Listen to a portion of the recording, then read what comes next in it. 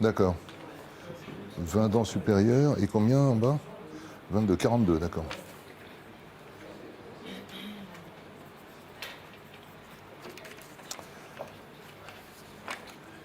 Vous allez donc, chers consoeurs, chers confrères, assister à une première mondiale. Et c'est tout à fait étonnant que personne n'ait eu l'idée de la réaliser avant, puisque je vais vous raconter l'histoire de la bête du Gévaudan. 10 minutes, un quart d'heure. On sait exactement quelle était la forme de la bête du Gévaudan. On sait exactement, à une nuance près, quelles étaient les couleurs de la bête. Et cela depuis 250 ans. Et personne n'a eu l'idée, en 250 ans, reprenant les dimensions qui ont été mesurées par les deux chirurgiens qui, le 20 juin 1767, ont fait l'autopsie de la bête, personne n'a eu l'idée de la reconstituer. En revanche, il y a eu des centaines de livres, d'émissions de radio, de télévision, pour raconter des histoires totalement farfelues et totalement éloignées de la réalité des dossiers sur lesquels je travaille depuis 30 ans, et qui sont pour l'essentiel les rapports de la gendarmerie de l'époque, c'est-à-dire de la maréchaussée, plus les rapports des curés de l'époque, qui avaient une grande importance en Gévaudan, plus les rapports des autorités officielles représentant le roi. Tout a commencé officiellement le 30 juin 1764, lorsqu'une bergère a été dévorée par une bête mystérieuse, et cette jeune bergère de 14 ans, à peu près, puisqu'à l'époque il n'y avait pas de papier d'identité, on donnait l'âge à peu près, cette jeune personne a été dévorée près de Langogne, à cheval, sur la Lozère et la Haute-Loire et l'Ardèche. Et puis, il y a eu toute une série d'attaques qui ont fait que le 31 décembre 1764, dans la cathédrale de Mende, comme des dizaines de personnes avaient été tuées et dévorées, l'évêque de l'époque a dit « c'est une punition de Dieu parce que vous ne respectez pas la religion catholique et romaine ». Et il a des phrases d'ailleurs qui nous rappellent certains épisodes d'aujourd'hui concernant le sexe et l'Église. Il a des phrases en disant que les femmes du sexe faible, ce qui prouve qu'il ne connaissait pas vraiment les femmes du sexe faible ont tendance à provoquer un peu les garçons et que c'est sans doute la raison pour laquelle Dieu a envoyé cette punition. 1765, il y a déjà une quarantaine de victimes et la bête continue ses attaques. Elle attaque les bergères et les bergers qui vont garder les vaches au champ et les moutons. Il y a 20 000 moutons en Lozère à l'époque. Il y a des milliers de vaches. Et les bergères et les bergers, comme tout se sait, même s'il n'y a pas la radio, la télévision, et que les journaux de presse écrite sont réservés aux nobles et aux curés qui sont les seuls à savoir lire, on sait que la bête attaque de tous côtés, on sait que la bête est extrêmement puissante, on sait que la bête n'est pas un loup, c'est très important. Et comment sait-on que la bête n'est pas un loup? Tout simplement parce que depuis des siècles, j'allais dire depuis des millénaires, les paysans de l'époque ont l'habitude de tuer des loups et de voir leurs moutons attaqués par des loups. Et donc, ils en tuent entre 40 et 70 par mois, dans le seul Gévaudan. Donc, ils savent très bien ce que c'est qu'un loup. Là, ce n'est pas un loup. Alors, les descriptions varient, je vais vous en lire quelques-unes. On en a près de 70 de la part de gens qui sont tous des paysans qui ont été attaqués, mais qui ont survécu. Et certains de ces témoins se sont bagarrés, si j'ose dire, avec la bête. Je pense notamment à une paysanne qui allait chercher de l'eau avec une hache pour casser la glace parce que c'était l'hiver. Et d'un seul coup, la bête surgit pour la manger. Et cette femme s'est battue avec la bête pendant un quart d'heure. Elle l'a blessée d'ailleurs à plusieurs reprises d'un coup de hache avant que la bête ne finisse par abandonner. Alors, comment est-elle décrite? Eh bien, par exemple, le 10 octobre 1764, M. de Montcamp décrit ainsi la bête. « Vous m'ordonnez de vous demander ce qu'est cette bête féroce. On n'en sait pas le nom. Elle est plus grande qu'un loup, de couleur roussâtre, avec une raie noire sur le dos, la tête extrêmement grosse et le museau pointu et la queue très longue et redressée. » Voici une autre description qui date du 19 décembre 1764. Alors là, c'est le compte-rendu du témoignage d'une jeune paysanne d'une quinzaine d'années qui a été attaquée par la bête et qui, avec sa lancette, parce que tous les paysans à l'époque, depuis le mois de juillet 1764, étaient armés d'une lancette. Une lancette, c'était un grand manche comme cela, souvent une baguette de noisetier, une branche de noisetier très solide, et au bout de la branche de noisetier, on attachait la lame d'un couteau, ce qui faisait une lancette, une petite baïonnette. Donc l'autorité en question, M. Duhamel, capitaine des dragons, fait venir la jeune femme qui a combattu cette bête, et il dit « Je fis venir cette héroïne qui me montra la hache encore teinte du sang de la bête. » C'est ce que je vous racontais à l'instant. Cet animal a la taille d'une vache ou d'un taureau d'1 an. Alors, il faut bien comprendre une chose, c'est qu'une vache ou un taureau d'1 an, pour nous, aujourd'hui, c'est quelque chose d'assez conséquent. Mais à l'époque, il n'y avait pas toutes les manipulations éventuellement génétiques d'aujourd'hui. Et en fait, quand on dit une vache, un taureau d'1 an, de l'époque 1764, c'est un berger des Pyrénées, si vous voulez, peu comme taille. Cet animal a la taille d'une vache ou d'un taureau d'1 an, la gorge et le ventre blanc, ça c'est très important, je vous dirai pourquoi, le poil du corps rouge et pas plus long que celui d'un loup, donc on dit bien que c'est pas un loup, une bande noire le long du dos, dont le poil est fort long et épais, la queue longue comme celle d'un cheval, fort touffue et rougeâtre, tirant un peu sur le noir, les pattes très fortes avec 6 griffes de la longueur d'un doigt, la tête noire, le front large, les yeux grands et étincelants, le museau de la longueur de celui d'un cochon, avec cette différence que le bout du museau baisse au lieu de lever. La gueule est extraordinairement large, au moins 1 pied, Les dents sont longues et larges, pointues par le bout et distantes d'un demi-pouce. Et encore une dernière description. Il a sur le poitrail une grande marque blanche en forme de cœur, ses pattes ont 4 doigts armés de gros ongles qui s'étendent beaucoup plus que celles des loups ordinaires. Les jambes sont fort grosses, surtout celles du devant. La couleur est celle du chevreuil. Cela nous a paru une observation remarquable parce que de l'avis de ces mêmes chasseurs, les personnes connaisseuses et tous les chasseurs, on n'a jamais vu au loup de pareille couleur. Donc on sait très bien que ce n'est pas un loup. On sait que ça ressemble à un gros chien. Alors on parle d'une hyène, on parle d'un lion dans une région qui n'a jamais vu évidemment ni de hyène ni de lion. Quand on parle de hyène, ça veut simplement dire que c'est un animal qui est totalement inconnu en ces régions comme il est indiqué. Et les autorités sont complètement affolées parce qu'il faut faire quelque chose. Il y a des dizaines de morts, donc il faut faire donner la troupe. Alors qu'est-ce qui se passe?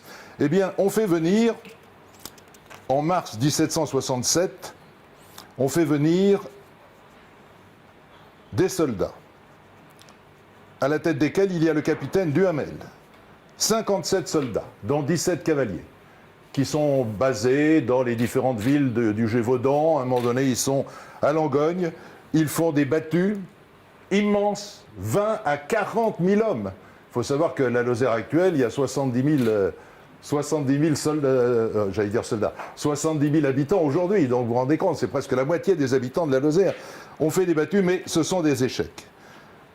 Les autorités font remonter tout cela au roi, des dizaines de morts. Le roi est fort mécontent, non peut-être pas parce qu'il y a des dizaines de morts, mais parce que la presse britannique se moque de lui, avec des articles qui le caricaturent. Il faut bien comprendre qu'on sort de la guerre de 7 ans, qui s'est terminée en 1763, et où il y a eu des dizaines de milliers de morts. Dans des batailles, c'était la Première Guerre mondiale, parce qu'il y a eu des batailles en Amérique du Nord, il y a eu des batailles en Europe, il y a eu des batailles dans les Dardanelles, mais il y a surtout eu des batailles dans le centre de l'Europe. Et c'est là que, travaillant depuis 30 ans sur cette bête du Gévaudan, j'ai découvert d'où elle venait, car j'ai découvert des rapports qui datent de 1 an avant l'attaque officielle de la bête, c'est-à-dire avant le 30 juin 1764, et qui montre qu'elle est passée par le Lyonnais, où j'ai eu des rapports en main précisant que 2 témoins ont vu la bête qui attaquait une personne, qui lui coupait la tête, qui emportait la tête et qui la faisait éclater sous la force de ses mâchoires. Puis ensuite, un autre témoignage de la même bête qui attaquait une bergère, laissant de côté les boutons de la bergère, mais sautant sur la bergère qui n'a dû la vie sauve qu'au fait qu'elle a mis ses bras autour de son cou pour empêcher la bête de l'étrangler, et au fait qu'il y avait des bergers à proximité qui, l'entendant crier, sont venus à son secours. Donc on voit bien que la bête, elle vient du centre de l'Europe, et c'est là que je pense avoir fait avancer la connaissance de cette bête du Gévaudan, qui est certainement un croisement entre un chien de combat descendant des légions romaines, avec la grande tache en forme de cœur sur le poitrail qui est tout à fait caractéristique de ce qu'on appelle les descendants des Barophagus, qui est un animal mythique qui n'existe plus, un animal préhistorique, mais qui avait une grande puissance dans la mâchoire, car le loup est totalement incapable de faire éclater une boîte crânienne par la seule force de ses mâchoires. Alors que cette bête-là, que vous allez découvrir dans quelques minutes, elle a des mâchoires considérables, tellement considérables que lorsque l'on a fait l'autopsie, on a enlevé 6 livres, c'est-à-dire 3 kilos de muscles de part et d'autre de ses mâchoires qui lui servaient à faire éclater la boîte crânienne et à manger la cervelle de ses malheureuses victimes. Donc les soldats arrivent, font des battues, c'est négatif. Le roi décide d'envoyer son meilleur chasseur de loups, le seigneur d'Enval, qui a tué des milliers de loups et qui arrive avec son fils en 1765. Mais c'est quelqu'un qui ne veut pas prendre de risques, il ne veut pas que ses beaux chiens et ses équipages se salissent dans cette région qui est extrêmement dure, avec des vallées profondes, avec des chemins boueux, avec des fondrières. Il puise assez largement dans le trésor de la région, ce qui lui vaut très rapidement une détestable situation. Et puis, voyant que tout cela échoue, à travers les rapports, le roi fait revenir Denval à la cour, où il lui donnera une petite gratification pour sauver son honneur, et il envoie son premier porte-arquebuse, Antoine. Premier porte-arquebuse du roi, c'est quelqu'un qui tire des milliers de coups avec son arquebuse ultra moderne pour l'époque, qui sait parfaitement tirer, qui est quelqu'un de très respectueux des paysans. Très vite, il a une très bonne réputation, parce qu'à l'inverse des Denval qui traversaient les champs avec leurs chevaux et qui massacraient les récoltes, lui, il fait le tour des champs, il fait même quelquefois donner du pain aux paysans qui crèvent de faim, il faut bien le dire. On est à 25 ans de la Révolution de 1789. Et le roi lui dit, je ne vous dis pas d'aller chasser la bête, je vous donne l'ordre de la tuer. Et donc il part avec un équipage, avec des gardes-chasse royaux, et finalement, au mois de septembre 1765, il tue la bête. Croit-il, un énorme loup de plus de 50 kilos. Un loup adulte pèse 20 à 25 kilos, quelquefois 30, mais 50 kilos, c'est un énorme loup. On trouve d'ailleurs sur la bête, sur ce loup qui sera présenté au roi à Versailles, on trouve des traces de coups de feu, des traces de coups de lancette. On dit c'est vraiment la bête. D'ailleurs, on fait venir des témoins qui disent oui, c'est la bête. Ce qui donne une piste sur le fait que cette bête, elle était un peu partout à la fois. Il y avait certainement plusieurs bêtes, peut-être même un loup tout à fait classique, comme le gros loup qui a été tué par Antoine au mois de septembre 1765, et puis la vraie bête que vous allez voir dans un instant. Donc la bête est tuée, le roi félicite Antoine, ça se sait immédiatement par l'intermédiaire des curés qui reçoivent via l'évêque qui est conseiller du roi en ses conseils, comme on disait à l'époque, et qui est un noble à Mans, dans Lozère. On sait que la bête a été tuée. Sauf que, 2 jours après la mort officielle de la bête, elle continue d'attaquer. Évidemment, ce n'était pas la bête qui avait été tuée, c'était un gros loup. Peut-être un loup carnassier, comme on disait à l'époque, un loup qui attaquait les hommes. Mais ce n'était pas la bête. Mais comme le roi a décidé que la bête avait été tuée, quand un enfant, ou un adulte d'ailleurs, est tué par cette même bête, les curés ne mettent pas tué par la bête féroce qui sévit en nos régions. C'est simplement un enterrement comme il en existait malheureusement très souvent, car à l'époque la mortalité était très, très importante. Donc on se rend compte, quand on regarde ce qui est parvenu jusqu'à nous à travers les archives, qu'il y a des périodes où pendant 4 mois il n'y a pas un seul meurtre. Ce qui est évidemment une absurdité totale, puisque quand les archives sont parvenues convenablement jusqu'à nous, eh bien imaginez-vous que cette bête du Gévaudan, comme tous les chiens et comme tous les humains que nous sommes, puisque nous sommes quelque part des canidés, si j'ose dire, eh bien elle mange tous les jours. Et elle attaque tous les jours. Il y a même des fois où elle attaque 2 fois par jour, et elle tue 2 fois par jour. Mais il y a des périodes où c'est le silence, surtout après la mort officielle de la bête, après le mois de septembre 1765. Il y a une période de 4 mois où on ne trouve rien dans les archives. D'abord parce que les archives ont été en partie brûlées à la Révolution. Deuxièmement parce que le roi a décidé que la bête était tuée et que les autorités de l'époque n'allaient pas transformer le roi en personnage ridicule en disant « Ah ah, il a dit que la bête était tuée mais elle est toujours là ». Donc il y a des trous très importants. Moi j'estime, j'ai fait un calcul tout à fait raisonnable, j'estime que la bête du Gévaudan a tué au moins 400 personnes en 3 ans, plus probablement plus de 500 personnes. Et d'ailleurs, dans un document de l'époque, il est indiqué, document de 1767, donc jour de la mort de la, enfin année de la mort de la bête, il est indiqué que cette bête a tué plus de 300 personnes. Donc on sait bien que cette bête, elle tuait tous les 2 ou 3 jours maximum, et que ces dégâts ont été absolument considérables. Je vous disais il y a un instant que le roi avait envoyé son premier porte-arquebuse parce que, par l'intermédiaire de ses ambassadeurs et de ses espions, il savait qu'en Angleterre, on se moquait de lui à travers la presse. Et par exemple, il y avait un article qui disait qu'il y avait 20 000 soldats de l'armée française qui avaient été envoyés en Gévaudan pour tuer une chatte, et que cette chatte avait mangé les 20 000 soldats. Bon, c'était un petit peu lourd, un petit peu gros, mais c'est pour vous dire qu'on n'y allait pas non plus à l'époque avec le dos de la cuillère. Je ne sais pas s'ils auraient été Charlie à l'époque, mais ils n'y allaient pas effectivement doucement. 1765, la bête est officiellement tuée, mais elle continue ses ravages. 1766, très peu de meurtres sont parvenus jusqu'à nous. 1767, la bête continue ses ravages, mais les autorités, si j'ose dire, se lâchent un peu et on a beaucoup plus de témoignages de meurtres. Quelquefois, tous les jours, il y a une personne qui est tuée en 1767, jusqu'au mois de juin 1767, où la dernière personne dont le témoignage est parvenu jusqu'à nous est tuée. Et le 19 juin 1767, eh bien, la bête, lors d'une battue, est enfin tuée. Et cette fois, c'est la vraie bête du Gévaudan. Elle est tuée le 19 juin 1767. Le 20 juin 1767, le lendemain matin, elle est autopsiée. Et ce qui est extraordinaire, c'est que toutes les dimensions de la bête, 31 dimensions, ont été prises, toutes.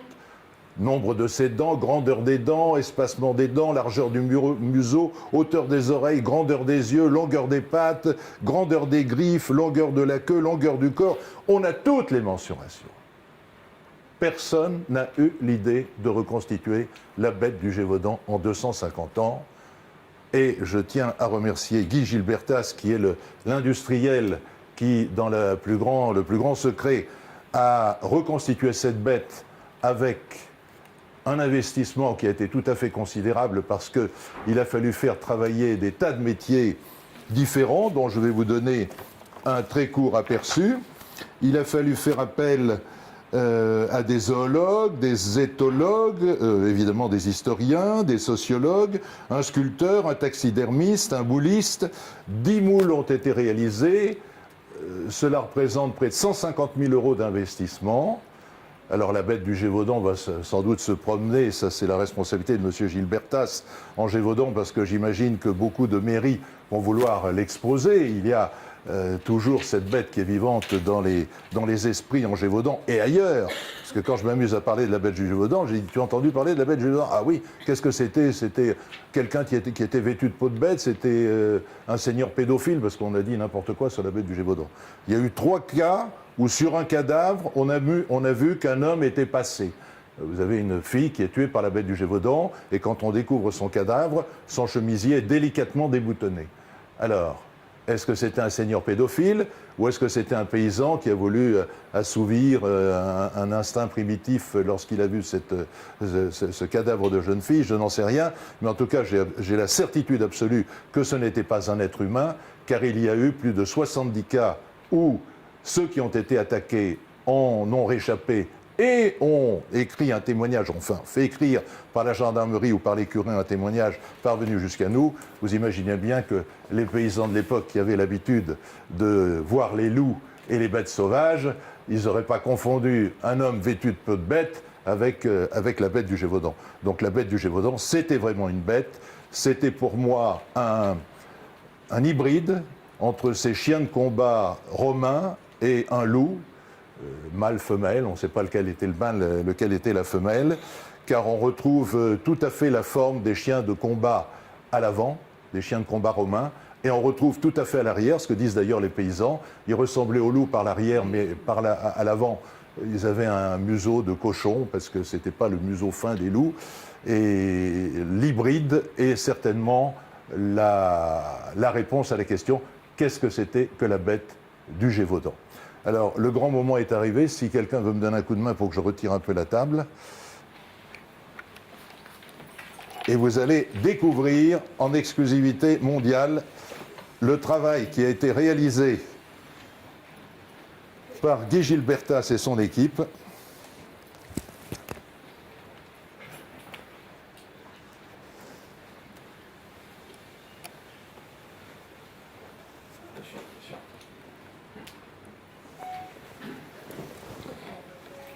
Voilà, au millimètre près, la bête du Gévaudan. 57 kilos, une gueule énorme, des dents qui sont tout à fait conséquentes mais pas extraordinaires, une queue levretée, rougeâtre sur le côté, une grande raie noire sur le dos, des pattes très puissantes. D'ailleurs, souvent, elle se dressait sur ses pattes arrière et elle attaquait avec les pattes avant, elle se mettait debout face aux personnes qu'elle attaquait. Mais enfin, imaginez-vous, dans le Gévaudan de l'époque, où les paysans étaient évidemment beaucoup plus petits que vous ne l'êtes, et ils mesuraient 1,50 m à 1,65 m, face à un animal comme ça, dont on voit toute la puissance musculaire, c'était évidemment très impressionnant. Avec une main sous elle pour montrer que c'était quand même un grand prédateur qui a tué certainement plus de 400 personnes, et une langue immense, puisqu'on a toutes les dimensions, encore une fois, de la bête, et la langue faisait, je vais vous dire exactement combien, 30 cm ou 39.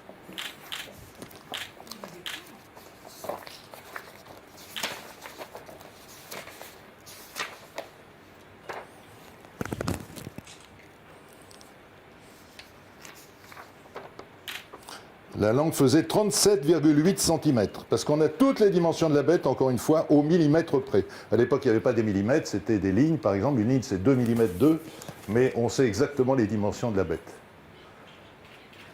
Voilà, enfin, en 2016, la bête du Gévaudan, parfaitement reconstituée, forme, couleur et attitude.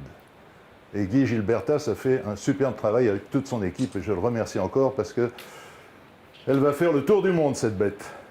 Parce que dans le monde entier, on sait qu'elle existe. Et elle avait des yeux cinabres, ça a été parfaitement reconstitué, des yeux rouges qui faisaient très peur aux témoins parce qu'ils disaient ses yeux étaient rouges, donc on disait que c'était le diable, et lançait des éclairs. Et vous voyez, quand les gens disaient qu'elle avait une tête de cochon, évidemment, ce n'est pas une tête de loup, et on sait exactement quelle était la forme de la mâchoire, des dents, etc. Donc Claude, y a-t-il eu des films sur la bête? Des films, il y en a eu pas mal des films sur la bête, avec à chaque fois des hypothèses. Le dernier est assez récent, puisque je crois que c'était le Pacte des loups. Et le Pacte des loups, j'ai même pas envie d'en parler tellement c'est absurde. D'abord, ils l'ont tourné dans les Pyrénées et pas en Gévaudan. Rien que déjà ça situe le sérieux de l'histoire. Deuxièmement, ils ont fait des combats de kung-fu au XVIIIe siècle en Lozère. Des combats de kung-fu. Troisièmement, ils ont mis un bordel à Mende, l'évêque, la ville de l'évêque. C'est d'une absurdité totale. Ensuite, ils ont dit que c'était des loups dressés vêtus de carapace, qui est une autre absurdité. Enfin, ils ont fait du sang. Il n'y a pas besoin de faire de sensationnel dans l'affaire de la bête du Gévaudan quand on prend les rapports de l'époque. C'est déjà suffisamment extraordinaire pour qu'on n'en rajoute pas. Alors, je vais l'arrêter. Je crois qu'on arrête comme ça. Voilà. Alors donc, moi, j'ai écrit ce livre aux éditions de l'Archipel où j'explique un petit peu, même beaucoup, en 150 pages, tout ce que j'ai trouvé en 30 ans, et qui permet de dire, 1, la bête, elle vient des plaines centrales après la guerre de 7 ans, 2, elle a tué déjà dans la région du Dauphiné, 3, elle est passée ensuite en Lozère, qui n'existait évidemment pas à l'époque, puisque les départements ont été créés après la Révolution, mais elle est passée du côté de la Lozère actuelle, en Gévaudan, sans doute la nuit en traversant un pont par-dessus le Rhône. Elle a commencé à tuer. Est-ce qu'il y avait plusieurs bêtes? Je ne le pense pas, puisqu'on a trouvé partout, et on l'a mis d'ailleurs, on a trouvé toutes les chevrotines qui ont été tirées, les coups de lancette. Vous voyez ici, il y a des chevrotines. Ici aussi, il y a des coups de lancette qu'on a trouvés sur la bête. Donc tous ceux qui avaient été attaqués par la bête et qui s'étaient défendus et qui l'avaient blessé, on a retrouvé les blessures sur la bête. Donc il y a eu 32 témoins qui ont dit « oui, c'est bien la bête telle qu'elle m'a attaqué ». Voilà, je n'ai pas voulu faire long parce que je sais que certains d'entre vous ont des obligations. Si vous avez des questions, j'y répondrai avec grand plaisir.